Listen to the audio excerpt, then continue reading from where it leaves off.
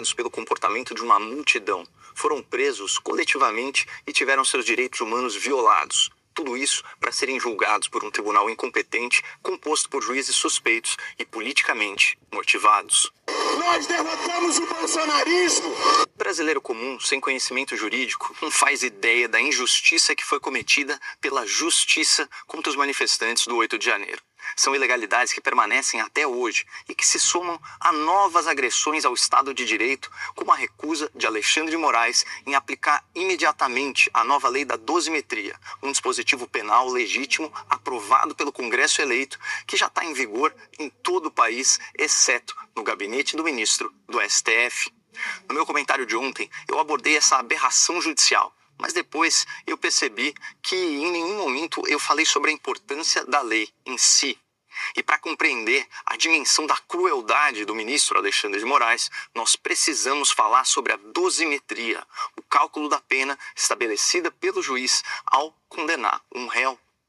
Para começo de conversa, esse cálculo deve seguir parâmetros fixados em lei. A ideia é que a pena seja proporcional ao delito. E para isso, o juiz leva em conta vários critérios que atenuam ou agravam a punição. A personalidade, a conduta social da pessoa, se ela tem antecedentes criminais, se é reincidente, se ela estava armada ao praticar o ato, a intensidade do dano que ela gerou. Por exemplo, uma mãe de família, amorosa, trabalhadora, sem antecedentes criminais, desarmada, cujo rabisco de batom foi removido com um jato de água, em tese, deveria ter sua pena muito aliviada. O mesmo vale para um senhor de mais de 70 anos, que nem estava presente nos atos do 8 de janeiro e só fez um pix de R$ 500 para uma vaquinha de ônibus dos manifestantes. Contudo, ambos os réus, a moça do batom e o idoso do pix, foram sentenciados a 14 anos de prisão. E é esse tipo de abuso que a nova lei da dosimetria combate. Essa lei impede o que o direito romano, lá na antiguidade, chamava de bis in idem, ou seja, a dupla punição, condenar o acusado 2 vezes pelo mesmo fato. É um princípio jurídico tão elementar que ele existe há mais de 2000 anos, mas a primeira turma do STF, em pleno século XXI, fez questão de ignorar esses fundamentos básicos e puniu os réus do 8 de janeiro, somando as penas dos supostos crimes de tentativa de golpe de Estado e de tentativa de abolição violenta do Estado Democrático de Direito, que tratam essencialmente da mesma coisa. Esse é o motivo pelo qual a Débora do Batom foi condenada àqueles absurdos 14 anos de prisão. O Perdeu Mané, a famosa pichação na Estátua da Justiça, rendeu a Débora uma pena de 1 ano por dano qualificado e deterioração de patrimônio público. Mas a soma das penas por tentativa de golpe e abolição do Estado de Direito totalizou 12 anos. Para deixar a coisa ainda mais absurda, Débora também foi condenada a mais de 1 ano de prisão por associação criminosa armada, embora ela só tenha empunhado um batom.